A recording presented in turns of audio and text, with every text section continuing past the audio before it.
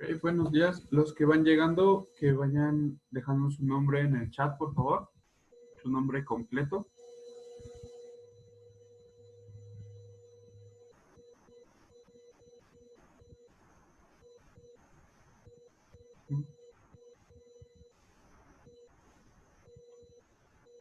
Ok, ya casi llegan todos.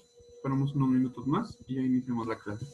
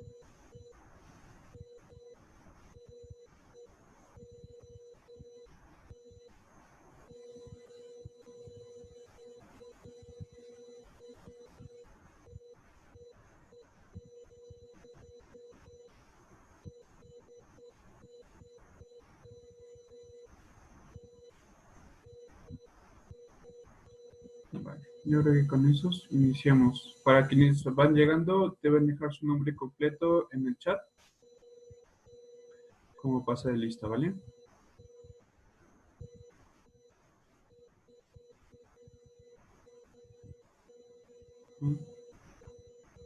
Ok.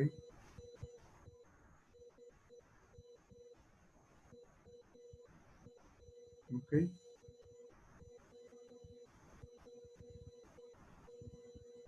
Muy bien. Vale. El día de hoy vamos a hablar sobre una rama de los residuos biológicos, bueno, de los residuos peligrosos, que es lo que estábamos hablando la clase pasada. El día de hoy vamos a hablar sobre una rama que se llaman residuos peligrosos biológico-infecciosos, ¿vale? Específicamente, los residuos biológicos infecciosos son aquellos producidos por algún tipo de autoridad sanitaria o de ubicación sanitaria, ¿vale? Estos están regulados por la norma oficial mexicana, la norma 087, que está legislada por es la norma 087 Ecología SSA 1 2002,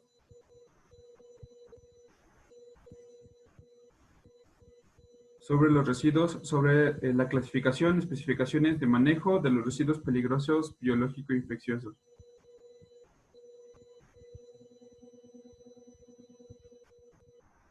Vale. Ley General de Equilibrio y la Protección al Ambiente. Específicamente define los residuos peligrosos con las siguientes características. Todo residuo peligroso que sea corrosivo, que sea reactivo, explosivo, tóxico, inflamable o biológico infeccioso, que es lo que ya habíamos visto en la clase pasada. Cualquiera de estos representan un peligro para el equilibrio ecológico o el ambiente, ¿vale?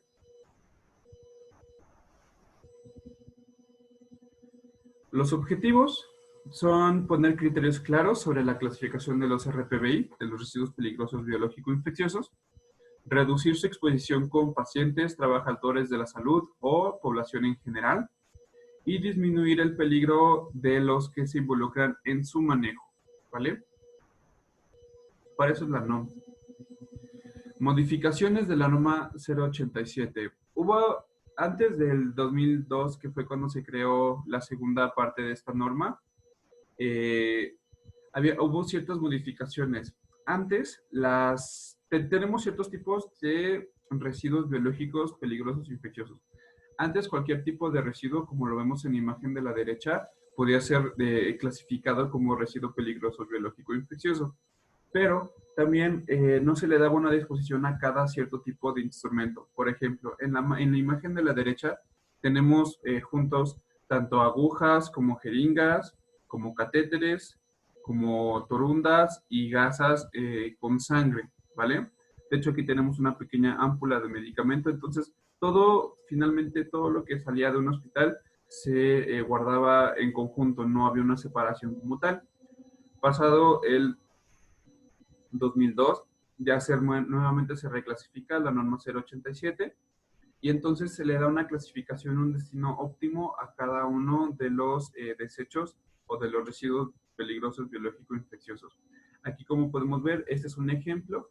Este es el balde de los punzocortantes. Aquí solamente se meten jeringas o cosas que sean punzocortantes o que tengan cierto peligro o hayan estado en contacto con sangre o con tejido humano, ¿vale?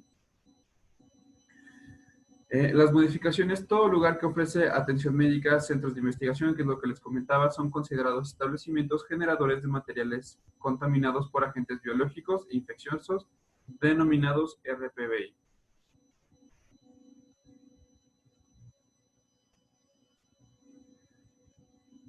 ¿Okay?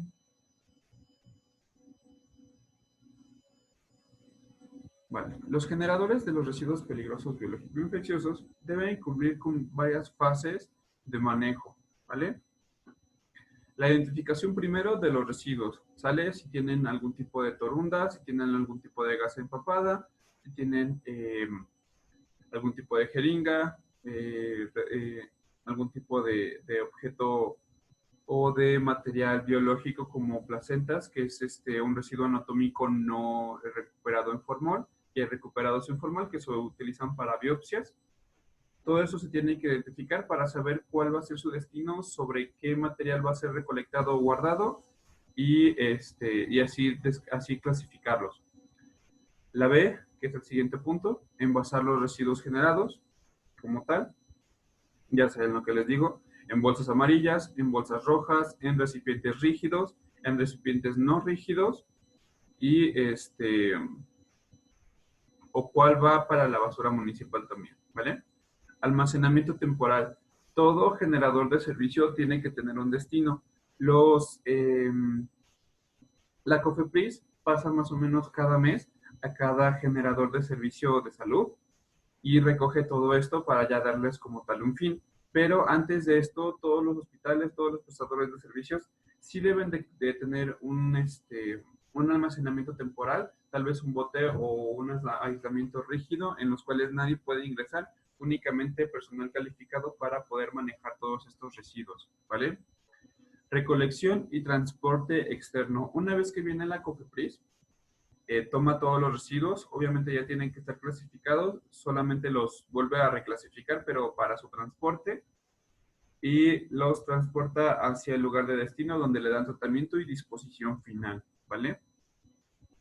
Como lo habíamos visto en la clase pasada, la disposición final para estos puede ir desde la incineración, como la destrucción, o el alojamiento temporal con cierta limpieza, etcétera, ¿vale? Clasificación.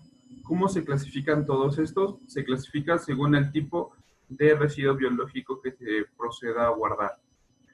El primero de ellos es la sangre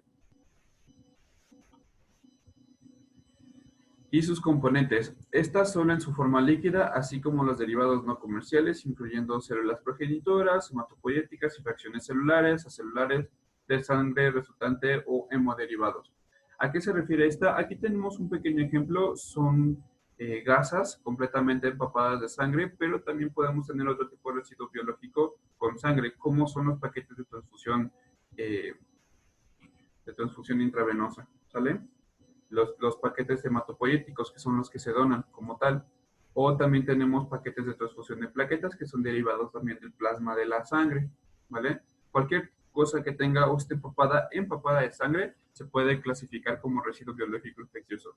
Si solamente tiene una o dos gotitas, no hay realmente gran riesgo, entonces eso no lo podemos guardar o clasificar como RPBI. Cultivos de cepas se consideran también agentes biológico-infecciosos. Cualquier tipo de cultivo o reacción o mantenimiento de cualquier tipo de bacteria se tiene que guardar como RPBI, ¿vale? Los primeros van en una bolsa roja, la sangre va en una bolsa roja, estos también van en una bolsa roja, a menos que estén cerca o colocados sobre un cultivo, por ejemplo. Para hacer el cultivo tienen que colocar una lanceta o una pincilla en forma de U para poder sembrar en las cajas de Petri, ¿vale? Estas, como podrían llegar a ser punzocortantes, se guardan en otro tipo de recipiente, pero las cajas de Petri con las bacterias colonizadas, se guardan en un recipiente rojo o en una bolsa roja como tal, pero bien identificada, ¿vale? Todos los utensilios usados para contener, transferir, que es lo que les comentaba, las pincillas, inocular y mezclar los cultivos, todos estos se consideran como cultivos o agentes RPBI, ¿vale? Es una práctica bastante rápida. Patológicos, ¿a qué se refiere con patológicos? A tejidos, órganos y partes que se extirpan o remueven durante las necropsias, la cirugía o algún tipo de intervención quirúrgica que no se encuentran en formol. El formol es un tipo de alcohol que los fija y que los mantiene más viables para que puedan ser estudiados. Para un análisis químico, microbiológico, citológico, histológico, que es lo que les digo, para eso es el formol, excluyendo la orina, el excremento, cadáveres y partes de animales que fueron inoculados con agentes enteropatógenos o bacterias en los centros de investigación o bioterios. Aquí en la imagen de la derecha tenemos como tal un ejemplo. Este es un pequeño apéndice que tenemos un pequeño apéndice que es prácticamente un ejemplo de material o tejido o órgano o partes anatómicas que se pueden colocar en formol. De hecho, en esta bolsita probablemente tenga formol para que se pueda meter, se fije, se reseque y pueda ser estudiado bajo un microscopio. Lo que hacen es cortar ciertas partes del apéndice para ver qué fue lo que causó la inflamación o si ya tenía proceso infeccioso, ¿vale? Vale. Ariadna, ¿puedes apagar el micrófono? Gracias. Muy bien.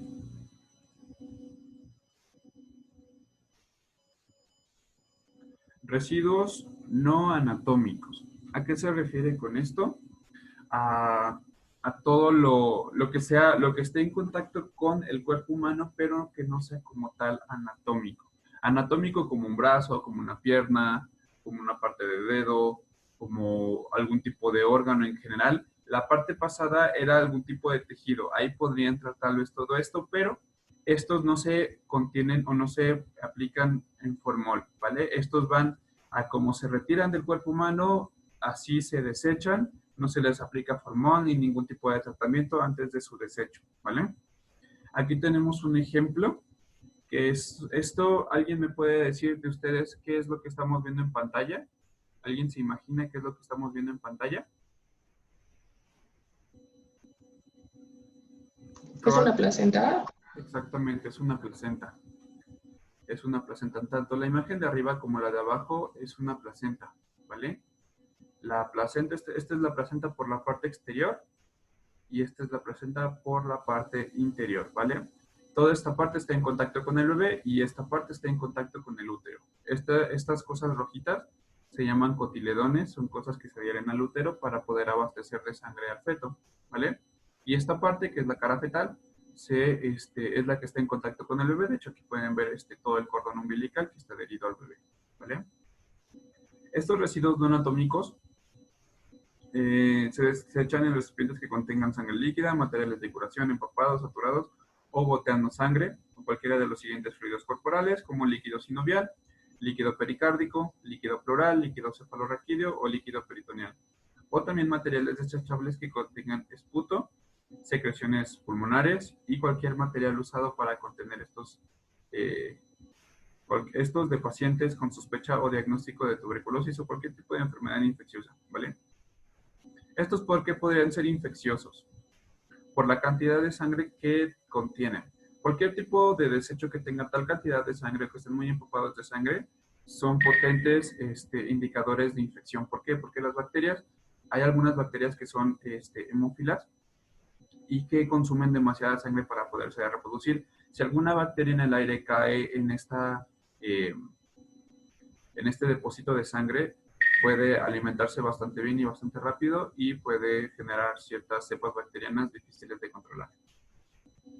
Entonces, por lo cual se guardan y se desechan.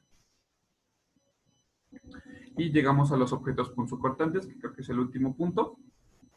Los objetos punzocortantes finalmente son los que han entrado en contacto con algún humano o con tejido de algún humano o animales o sus muestras biológicas durante el diagnóstico y tratamiento. Únicamente son los tubos capilares, navajas, lancetas, agujas de jeringas, agujas hipodérmicas de sutura, de acupuntura o para tatuaje, bisturís, estiletes de catéter, excepto todo material de vidrio roto utilizado en el laboratorio, el cual se deberá desinfectar o esterilizar antes de ser dispuesto como residuo municipal. Es lo que les comentaba. También, aparte de todas estas clasificaciones, también se requiere una última clasificación que sería basura municipal, que es, por ejemplo, aquí notamos en la imagen de la derecha, que tenemos una pequeña ámpula, tenemos la jeringa, el bisel de donde se va a extraer el medicamento de acá, probablemente tal vez insulina. En esta parte, estas no se pueden tirar como tal como RPBI porque finalmente estas no entran en contacto con ningún tipo de tejido humano o biológico. Pero antes de su desecho tienen que ser esterilizadas, ya sea mediante clindalización, que es como una esterilización por vapor. Estas se tienen que esterilizar de esta manera, se les tiene que retirar la etiqueta para poder ser tiradas a la basura municipal. El resto, como las lancetas que se utilizan para los pacientes diabéticos, para pinchar el dedo, estas sí tienen que ir en el recipiente rojo rígido para que puedan ser tratadas. El recipiente rígido finalmente es para que ninguno de estos pueda atravesarlo y el personal que entra en contacto con todos estos tenga el menor riesgo posible como para poder llegar a ser alcanzado por alguna aguja de todos estos. ¿Sale? Muy bien. Manejo del RPBI específicamente. Tenemos aquí en la imagen todos los pasos que se tienen que ubicar.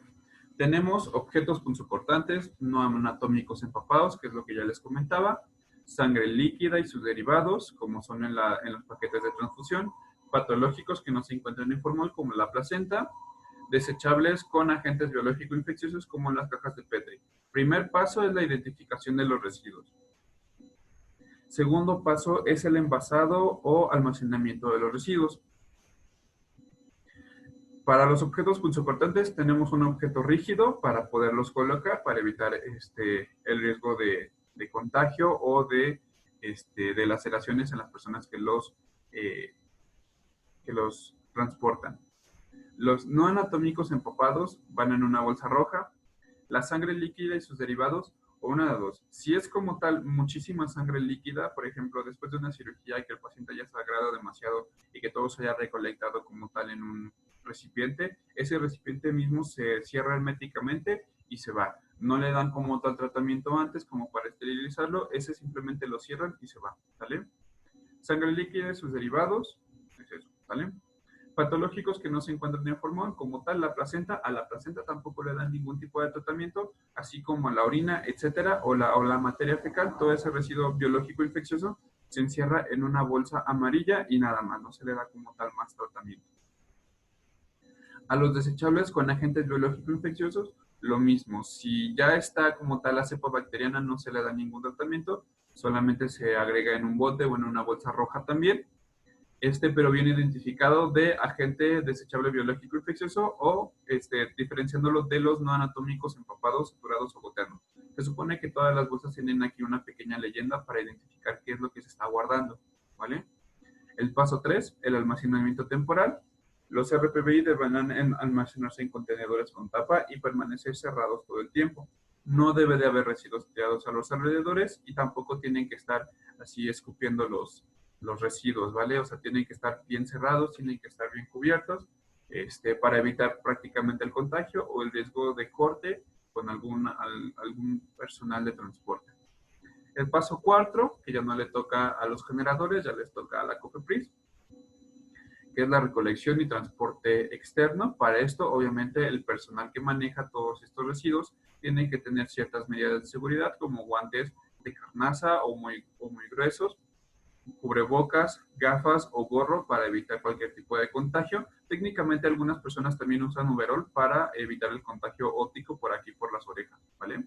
Tienen que utilizar botas rígidas, gruesas, para evitar también algún tipo de corte o que tengan algún accidente punzocortante.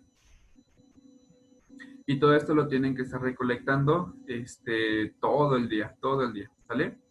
A veces se recolecta una o dos veces al día cuando estén los contenedores al 80%. Siempre que estén, eso sí es cierto, siempre que estén los contenedores al 80% y no al 100 o al 110% se tienen que recolectar.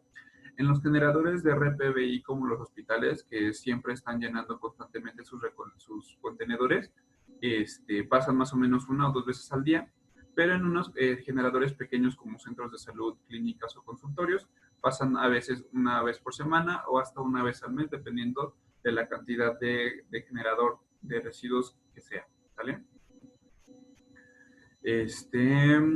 Las bolsas de recolección no deben de llenarse más del 80%.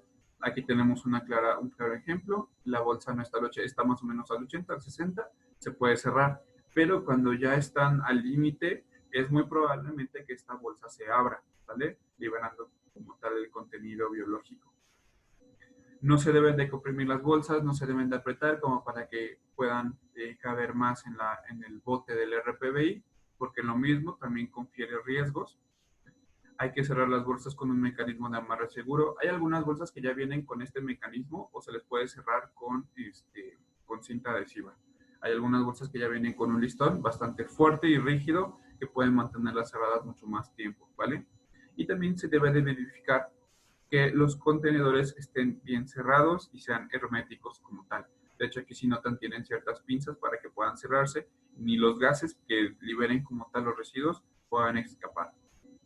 Y obviamente no usar bolsas rojas o amarillas para tirar la basura común. ¿Por qué? Porque cualquier tipo de generador, consultorios, clínicas, centros de salud, hospital, que tiren cualquier tipo de estos materiales en un contenedor, en una bolsa roja y aparte la tiran a la basura municipal, todas son multadas, ¿vale? Para el paso 5, finalmente ya es el tratamiento que se les da, se les incinera, se les guarda, se les destruye, etcétera, ¿sale? Y la disposición final, pues ya lo que quede de ese tratamiento como tal, ¿vale?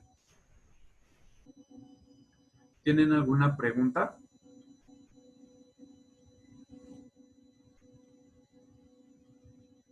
No. Ok, entonces vamos con las preguntas.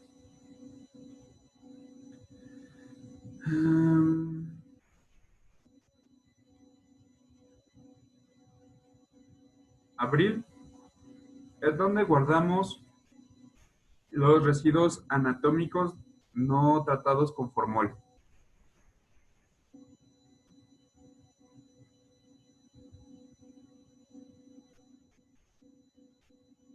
Abril, ¿no? Monse, puedes abrir tu micrófono. ¿En dónde guardamos los residuos no anatómicos no tratados con formol? En una bolsa En una bolsa, ¿ok? ¿En una bolsa de qué color? amarilla, creo. Exactamente, muy bien. Gracias, Monse. Ok.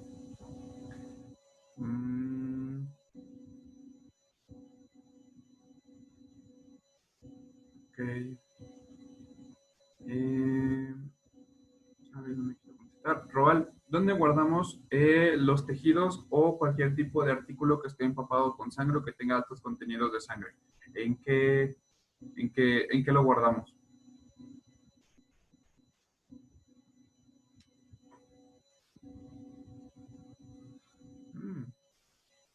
Mm, bueno, varios de ustedes no están poniendo atención. Mariano, ¿en qué los guardamos? ¿Cuáles? Cualquier tipo de tejido que haya entrado en contacto con un agente biológico que esté empapado de sangre y que no esté regulado o sometido a formol. ¿Que no se encuentra en formol o que se encuentra en formol? No se encuentra en formol y está empapado En de una sangre. bolsa de plástico, ¿no? Ajá, ¿de qué color? Roja. Ok, muy bien. Vale, gracias, Mariano. Cintia, ¿puedes abrir tu micrófono? Sí, Cintia, ¿en qué contenedor o objeto guardamos los objetos punzocortantes? los objetos que dijo. Punzocortantes. En un bote. En un bote rígido, ¿vale? Ahí se guardan los objetos punzocortantes, ¿vale? Gracias, Juan. Gracias, Cintia. Vale. ¿A estos cómo se les llaman?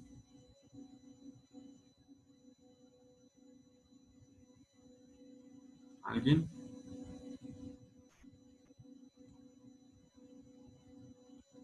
Noemí, ¿cómo se le llaman a estos residuos? A los RPBI.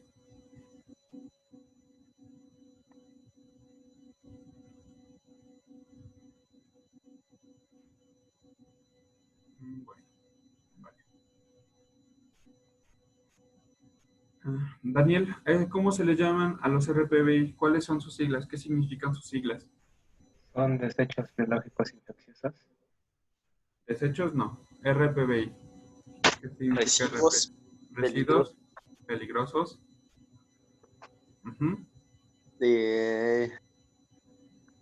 No me sé el otro. Biológicos, Ayúdale, Daniel. residuos peligrosos biológicos infecciosos. Exactamente. Ok. Profe, si fue Roal, no Daniel. Sí, pero le pregunté a Daniel y tú te metiste. Pero está bien, gracias. Vale. Entonces, pues sí, nada más es esto, ¿sale? Esos son los RPBI, son los residuos peligrosos biológicos infecciosos. Están regulados por la norma 087. Ya vieron su clasificación, qué tipo de objetos o residuos peligrosos van específicamente en qué cierto tipo de contenedor, cuál es su tratamiento y su disposición final, dependiendo de la causa como tal, y cuáles no se consideran RPBI, ¿vale? Todo esto también está evaluado por la Ley General de Protección al Medio Ambiente, que es lo que ya habíamos observado. Entonces, pues nada más, es una plática corta. Finalmente duraron más o menos unos 40 minutos. Entonces, cualquier duda o aclaración, déjenla en el chat.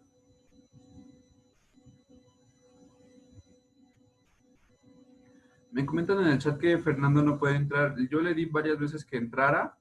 Varias veces. Yo creo que tal vez tiene un problema con su internet. No lo dejaba como tal entrar. ¿Vale? Muy bien. Nada más. ¿Vale? A los que ya dejaron su nombre, ya se pueden retirar. Los demás. Les quería pedir un favor. Creo que tienen ahorita clase con mi prima Jacqueline. Si les pudieran, bueno, si le pueden felicitar, hoy es su cumpleaños. Nada más eso, un favor, para que la feliciten porque hoy es su cumpleaños, ¿vale? Vale, entonces ya está. Quienes ya dejaron su nombre ya se pueden retirar. Esta fue la clase de hoy. Que tengan un buen día y muchas gracias, ¿vale? Hasta luego.